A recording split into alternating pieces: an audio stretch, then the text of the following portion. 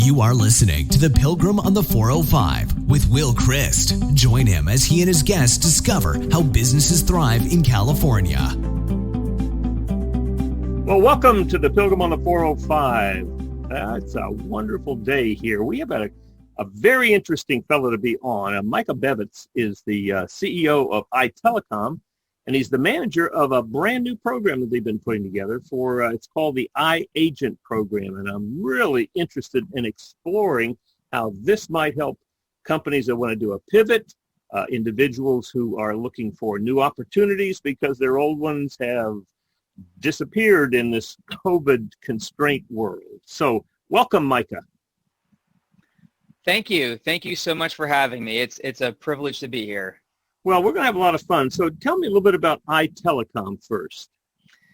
Yeah, we were founded in 2007. We are a very odd combination of cloud managed service provider and master agency. We assist individuals and businesses with their technology, whether that be a communication system like a phone system or their data network or their connectivity. We find the best technology vendors in the industry and we put those together as a solution for them and then assist with the implementation and the ongoing support. Wonderful. And now that's been successful for you? Yes. So I'm very, very lucky in that technology is always in demand. Folks are always either expanding and needing new technology to tackle new pain points, or folks are looking to save money and need technology to assist them to do that. So I'm very lucky that in this world, no matter what is going on, we are frequently in need. So who are your target markets? So I get asked that question a lot by various people, and that really would have been a smart thing to figure out at the beginning in 2007. Instead, we took we'll take all comers approach, and that has been both very beneficial and difficult at the same time. So we take all comers. So any company out there that uses technology is a company we can help, whether that be someone with 2 people all the way up to, enterprise level customers like casinos and stuff like that. Wow. So is there a region that you work with, or are you national, international? We are nationwide. So we are in all 40 or in all continental 48 states. We haven't had an install in Hawaii yet, but I'm sure if it came up, we could manage it, and we haven't had one in Alaska.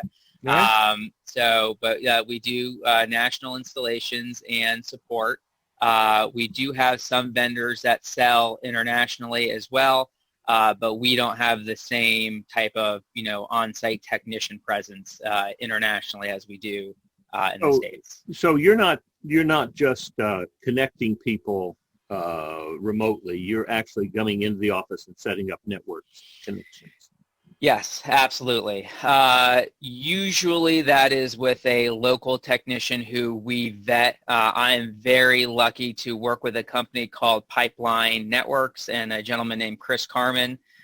He assists me with locating those technicians, and he does a phenomenal job.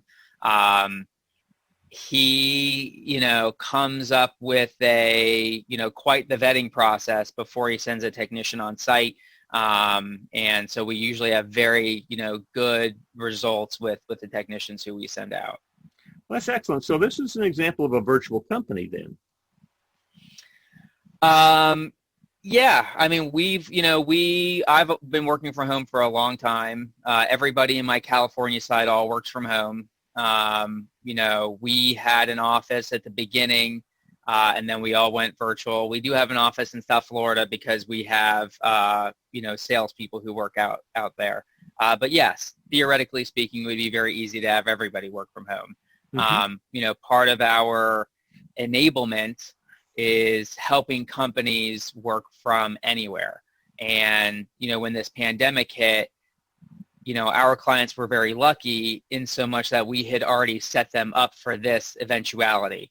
One of the questions I typically would ask customers before this pandemic happened was, what would you do tomorrow if you had to send everybody to work from home at the drop of a hat? What would happen? You actually asked them that? Oh, yeah, absolutely. Oh, my goodness. No question. Yeah. And I can't tell you the number of offices I got laughed out of. They're like, "What? Why would we ever need that?"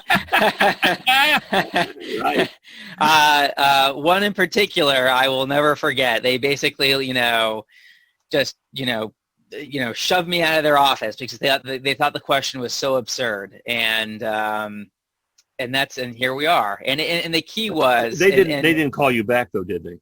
Oh, no, they did not. No. I first off, I'm curious if they're around anymore. I haven't had a chance to check because we've been so busy. Uh-huh. But I have to imagine if they were where they were when I visited them, this was very hard on them. At the end of the day, it's not just about enabling companies to work from anywhere. It's about working from anywhere securely. Mm-hmm. And giving your end user the experience that they are having in the office. They should not have to take additional steps to work from home that they did to work from the office. If you're asking your end user to do that, you're asking for trouble, because they may forget, it might make their job harder, it might take longer, and employees want to get the job done as quickly as they can. Mm-hmm. Understandably. And if you're asking them to do a 1-hour job and you're giving them tools that takes them 2 hours, that's not good. So you have to make the same experience regardless of where they are. I say this to people all the time. If you're giving anybody a new process or a new product or whatever it may be, whatever the thing is that you're giving them has to be better than what they are doing right now. It can't be even just the same. It has to be better or they're not going to use it. And I try to remind IT groups of that constantly as they roll out new software and platforms and stuff to their users. Users are not going to care about it as much as you do. And you just have to accept that. Well, why would you want them to use a new process if it wasn't as good as the old process? These have all different kinds of reasons, whether it be, them having more, control over minuscule processes, more oversight over something, a belief that it's going to cost less in the long run.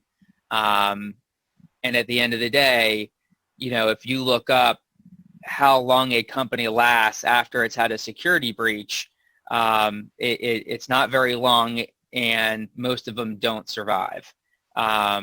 So it's in your best interest to make sure that never happens. Most of these owners have worked their whole lives for these companies that they've built. Why would you put that at risk and give your end user any reason whatsoever not to be as secure as possible? And that's what it is. Securing, your company is what's best for your end user, because if there's no company, there is no end user. Well, it's like putting locks on the front door, right? I'm sorry, say that again? It's like putting locks on the front door. Yes, that's exactly right. That's exactly right. And there was a time when I grew up that we didn't have to have locks on the front door. I could leave my bicycle out in the front yard and it would be there. I don't think that's true in most metropolitan areas today.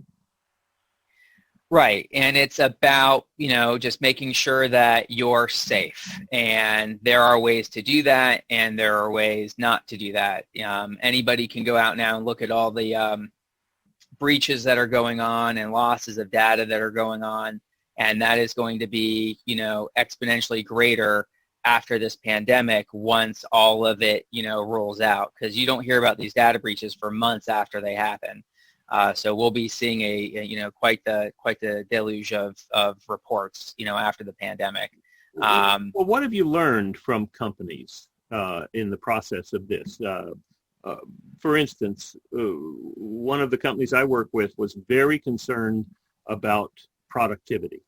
Mm-hmm. And you know, his picture of the world was, if I can't see them, they're probably not doing their work.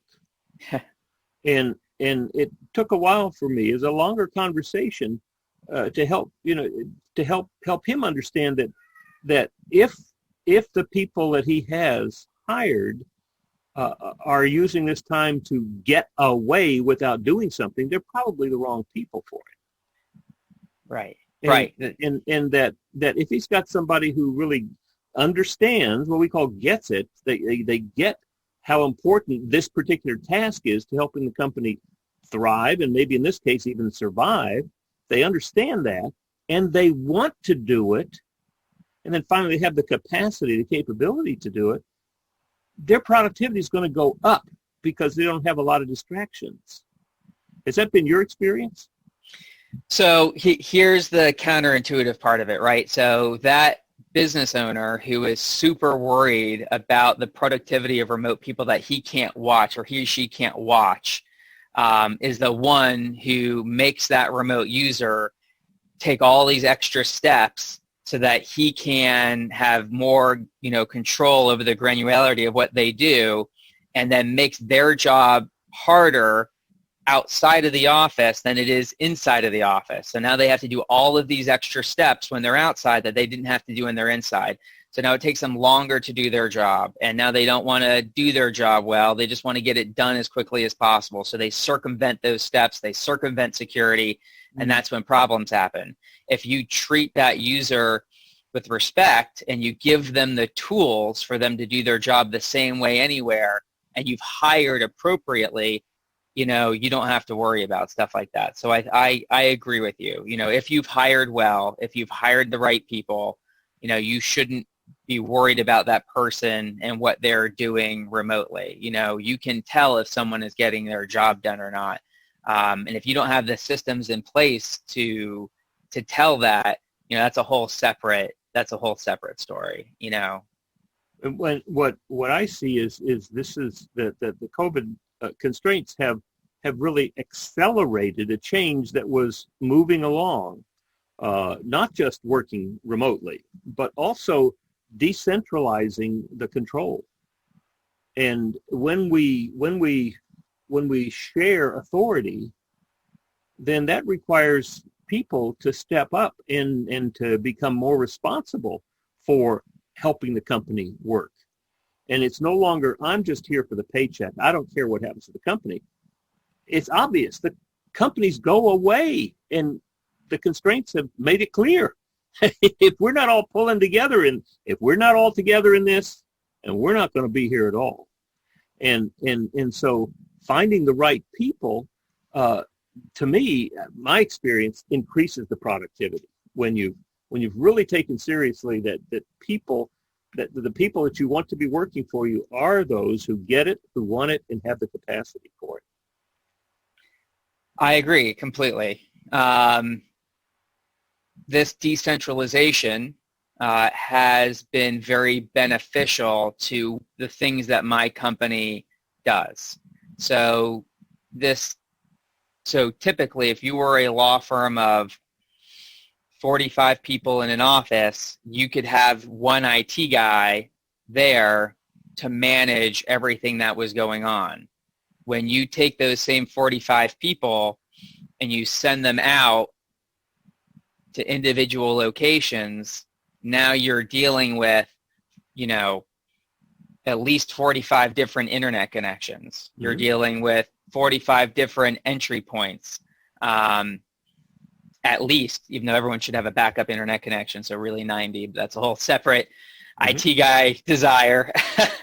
And one IT guy can't manage that anymore. So we are seeing a bigger, a shift to, you know, IT guys and companies needing to depend upon companies to assist them with their technology, because, you know, 8 people at the same time might need your help. So you need to have an entire company with a staff of support folks ready to assist you. And that's why those next-gen technologies like hosted desktop are so important, because when you have that technology, that cloud company, and their support staff can help any one of your users from anywhere, because it's their infrastructure that's going down. So this big shift to, working remotely, and I believe this is, just like you said, this is not just a trend. This is how things are going to be. There's going to be a hybrid environment where, saying somebody works from home predominantly is not that big a deal. Right. On top of that, I think this is a huge boon, for anybody who had trouble getting into the office at some point. So for whatever reason, someone wasn't able to get into the office, and that business told them, hey, we can't hire you because you can't get into the office. That's no longer an excuse. Well, look at the things that are different. Let's suppose somebody is listening to you and saying, oh my goodness, I have to have an IT staff. How am I going to pay for that? Well, just stand up from your desk and look around. All those empty desks, you no longer have to have that real estate. So you're going to come out better at the other end, because IT staff is a lot less expensive than all the real estate that you had to put all of those people in seats. And another thing, when you talk about hiring the right people, once you're remote, you can be any place. You and I could be next door, and we could be doing exactly what we're doing right now on Zoom. Or we could be 3,000 miles apart and be on Zoom. So I'm finding that there's some really interesting things happening in terms of people leaving cities and moving into not just suburbs, but moving into Boise, Idaho, moving into Great Falls, Montana, and not even missing a beat. I mean, even if they had to spend the night in Salt Lake City driving from LA to Boise, they're doing a full day's work in the motel. It's amazing. Absolutely. So having hosted desktops truly allows for that work from anywhere environment. It's the same exact experience no matter where you are. Well, tell me, what do you mean by hosted desktops? That's a new term for me. Sure. So also known as desktop as a service, also known as VDI, or virtual desktop instance. It is basically, so the desktop that you are using is in a data center somewhere, and all you're seeing on your screen is an image of that desktop transmitted over the internet.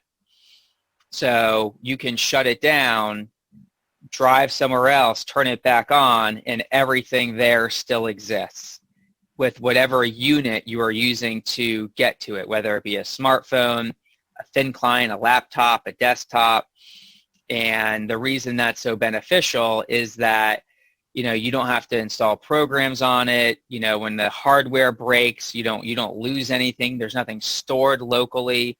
The story I like to tell is at my brother's wedding, he had a DJ, and I got a call to make a change on a phone system for a client, and I was able to use the DJ's tablet to get onto my hosted desktop and make the changes I needed to, for my client, without access to really a desktop computer or anything.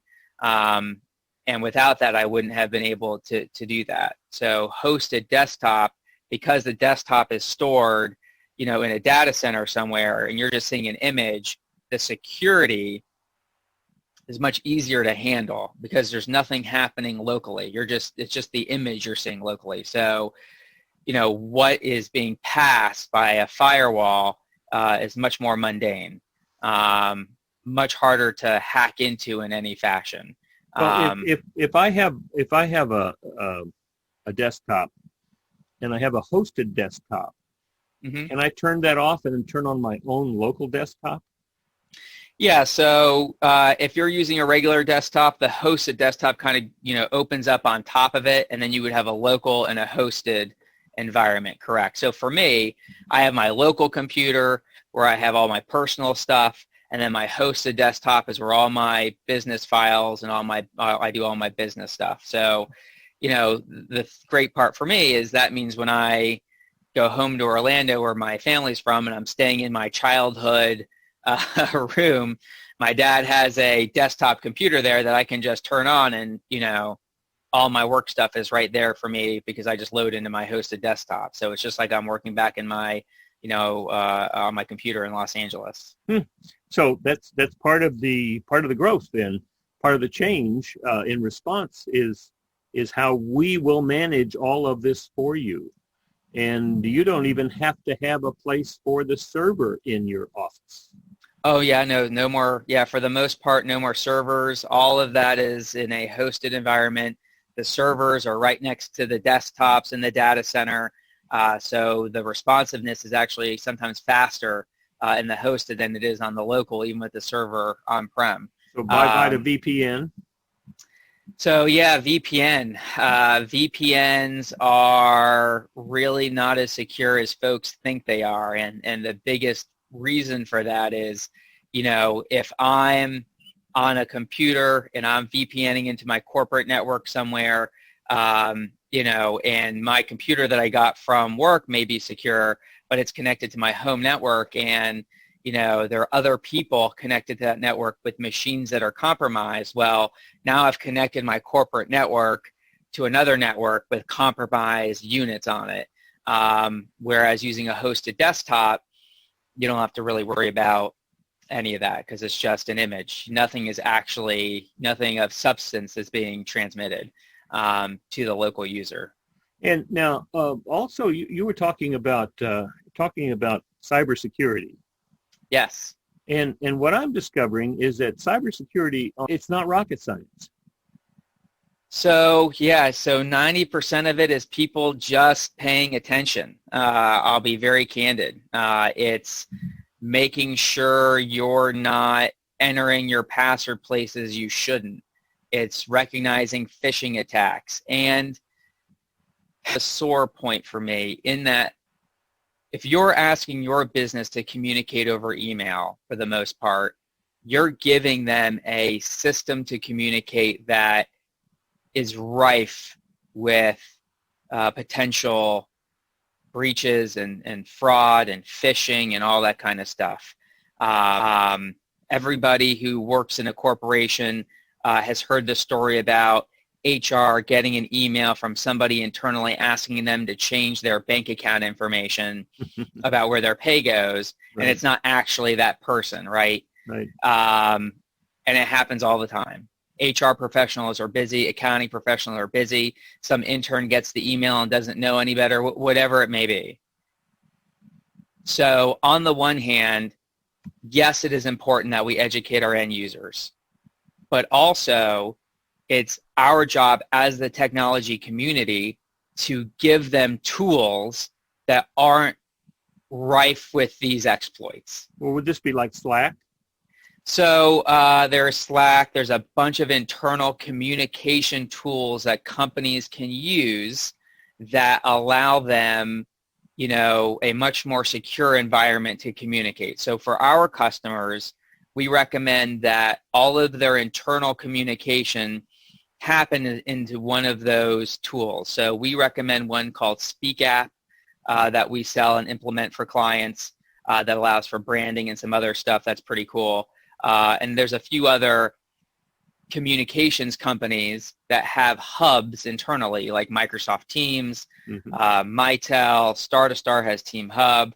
Most of the unified communication companies at this point now have a team environment where you can do your internal communication. And Slack would be acceptable. Yeah, Slack would be an example of one of those, right? All right. So what would you use for your customers? Would you still use email for your customers? So depending on what kind of business I am would depend on what I would use. So If I'm a networking organization and all of my customers are people that I am inside the network, I would find an internal communication platform that allowed for outside users, and I would bring all of my customers or paying customers into that application to communicate, and that is how I would do that. If I were a medical office, I would try and transition to SMS and text messaging to communicate. I'm finding text messaging is just a huge transition.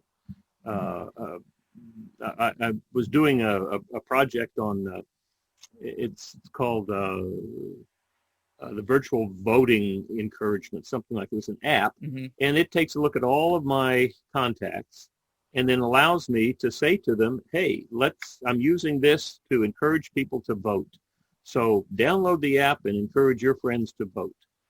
Because I don't want to get involved in pushing for one side or the other, even though I have some very strong feelings, but I don't feel comfortable doing that.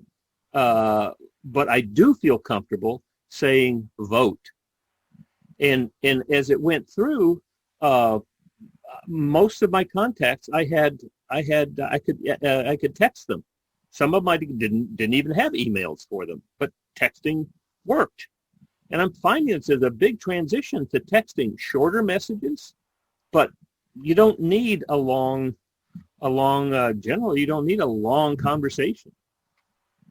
I agree. So we are moving from a email world to a text world to a internal communications hub world for a lot of our ongoing communication. So that is certainly what I would recommend over email. Everybody has email fatigue nowadays. We are just overwhelmed with it. It's just, there's so much. And if we want to get the responses that we want, we need to focus that. And the younger kids, they demand that. You're not going to get by with them by giving them email. Basically when you give them email, you're telling them, here's a big old bucket of dirt, figure out, you sift through it. Good luck. And, that was fine for us. But they don't accept that. And understandably so. They know that there's better ways to do things. They want hyper-focused, bite-sized pieces of information that apply to them. Right. And they're right. Isn't that what we all want? We want to be served up, what we want to see. We don't want to spend time seeing or reading things that don't apply to us.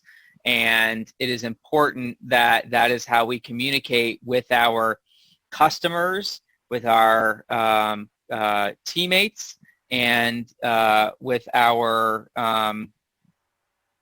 end users. So is it interesting that 10 years ago, asking a receptionist for someone's cell phone number was met with great resistance? And there was a period of time in there when even if I had somebody's cell phone, I felt like sending them a text message was invasive. And now I get text messages that are cold messages that I reply stop to. But it's a very different world. Absolutely.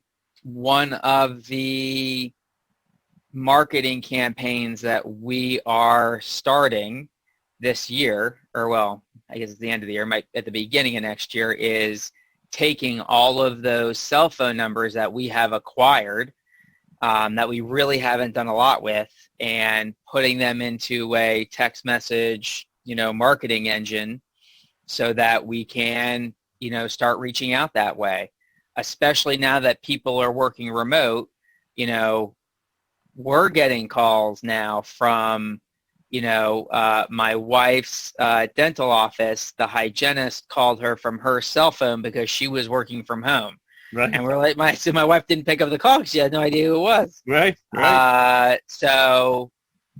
And in that exact instance, which I should probably call my dental office about this, but, they should have given this person the tools necessary to call my wife so it looked like it was the office calling, so she would have picked up the phone. What tools are those?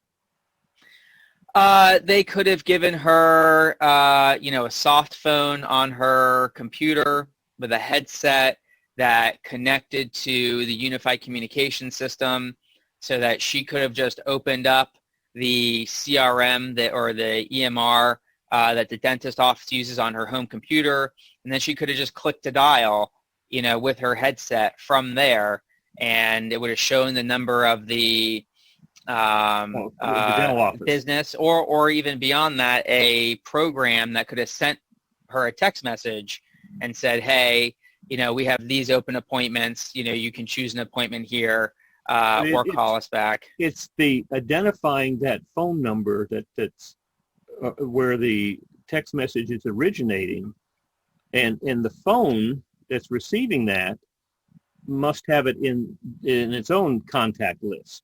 So is there a way to get an identification that this is the dental office if that number is not in the contact list? So it'll come through and it'll say at the front of the message, like, this is so-and-so dental's office, and then it'll send the message. Yeah. So there are certainly ways to preface the messages. So, and then you can have, automated response. You can actually have it where it has the appointment times, right. Choose the appointment, schedule it right there. Mm-hmm. But because the dental office doesn't have any of that, the hygienist was calling from her cell phone. Right. My wife didn't recognize it. We're very busy and, didn't check the message until days later, till after all the appointments had passed, so right. Because they didn't give her the tools, they missed out of booking a client.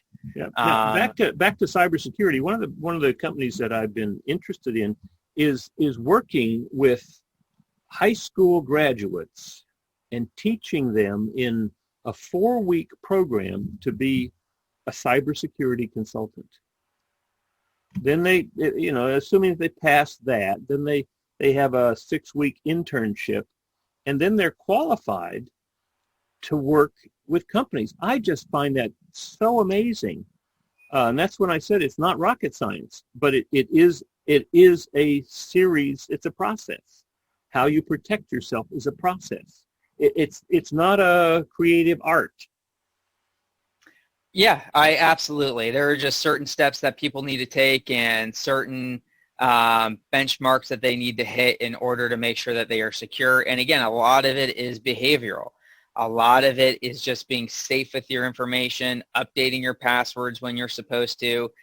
And a lot of times, companies are too busy doing the business of their business, to worry about that stuff. So having somebody on staff or bringing a company in to, assist people with that behavior is oftentimes what is necessary. And to teach people on how to behave correctly, I'm sure those training classes are probably pretty intense.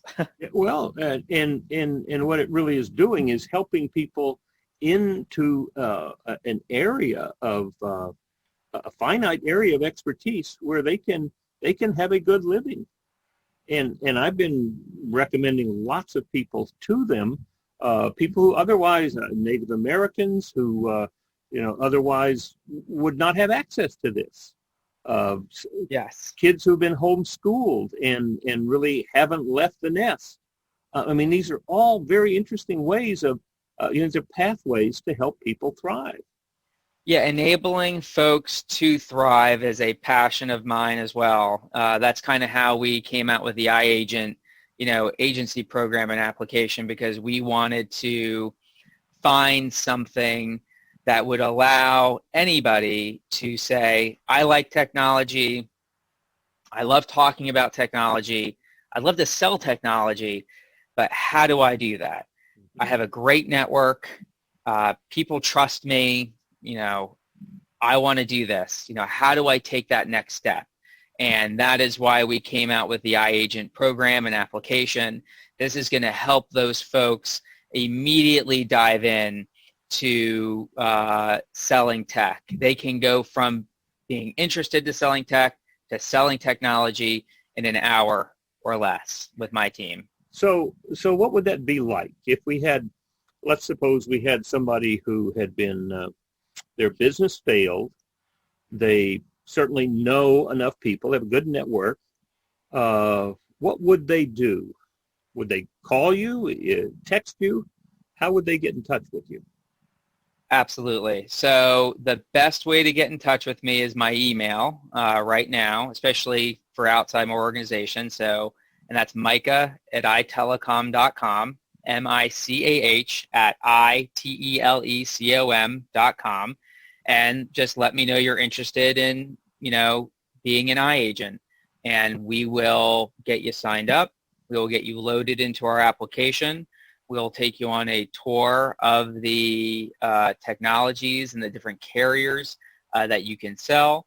And then right away, we will guide you to the different tools that you can use to learn about these carriers and these technologies, as well as schedule personal one-on-ones with myself and my team to help you understand, how to sell this technology. We'll also assist you with email templates and marketing to your customers. So if you have a list of folks that you want to market to, our marketing team will help you put together those emails to send out.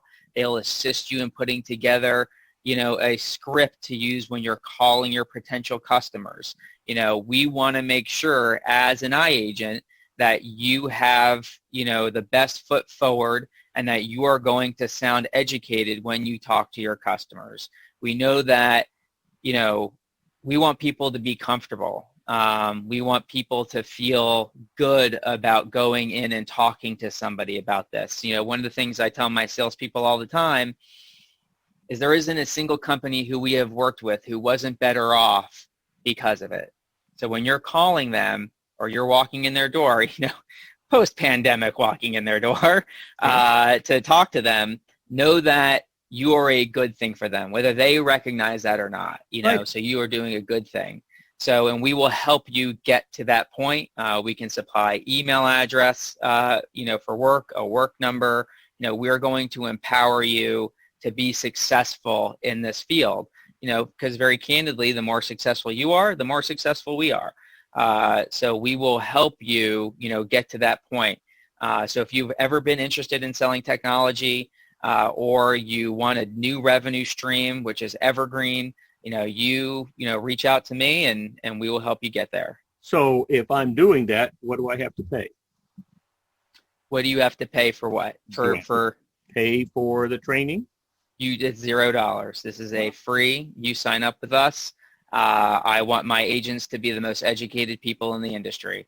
And so how do I get paid then?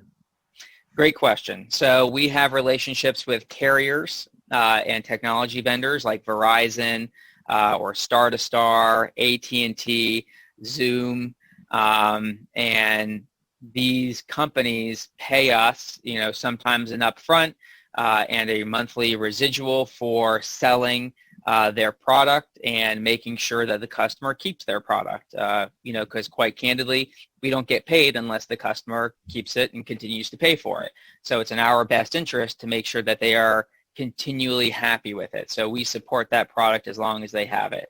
Mm-hmm. We do. And so the agent will get paid a percentage of the money that comes in for that.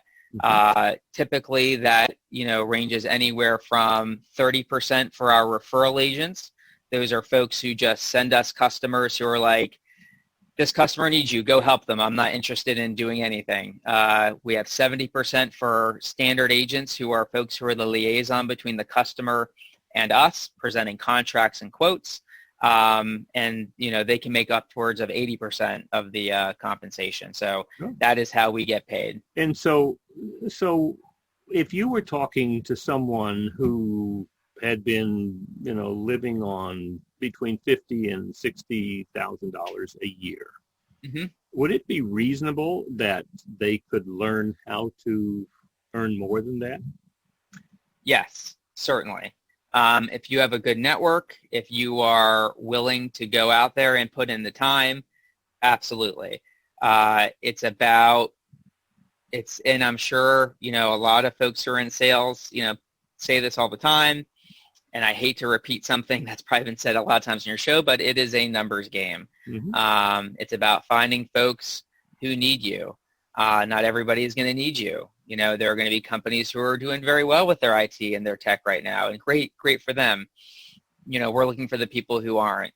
So if you're calling, someone's going to pick up that phone, or going to answer that email or answer that text message, or, see your post, who needs help. And, we will help them. Like I said, you're going to teach me how to sell as well as how to talk about technology. Absolutely. Yeah. So we will help you with scripts. We will help you with rebuttals, all of that kind of stuff we are going to supply you with so that you can, go out and sell.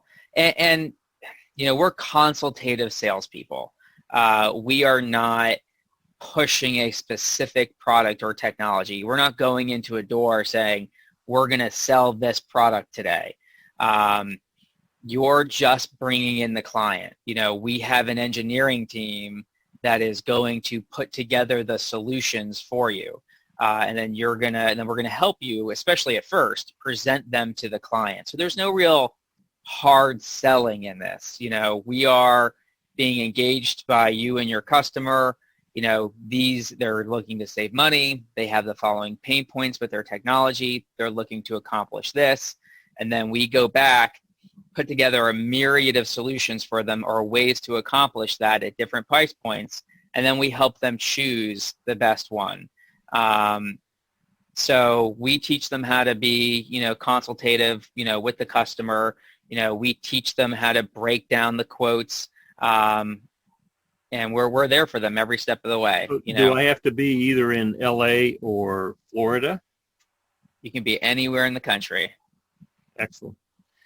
Well, that's fascinating. I mean, what I'm really excited about is you see what's going on in the streets about people saying we don't have opportunities, and I think there's a lot of opportunities that are bubbling up where people are recognizing that they can help people learn how to do the things that will give them not just a surviving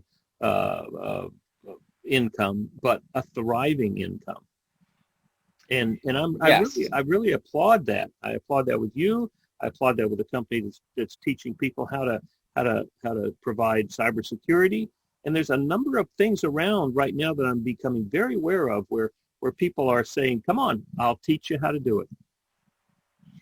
Absolutely. And, frankly, there are a lot of companies out there that need technology help, that need IT help, especially right now in the world that we are living in. There are a lot of organizations out there that were not prepared for this, but have an internal IT team that doesn't want to shift them to this new world. Right. And they need help. Yes. Because it kind of, just like you said, it decentralizes everything. Right. It's changing the world that we live in and that we work in and how that is managed. And a lot of these internal IT teams have golden keys. And so it's very hard. So a lot of organizations need an outside person to come in and help review the situation. Well, they need some fresh blood. Yes, it is in dire need right now. They may have sunk costs in their current IT staff. And so being able to engage somebody, you can call it part-time, but you're really engaging somebody for the project of helping us make the transition to the next step. And that's the best part about what we do, is that we are a free service, not just for our agents, but also for our customers. We don't charge our customers anything. Mm-hmm. We get paid by our carriers. I always tell my customers when they ask us, why would I go with you over a consultant, who's going to charge me up front?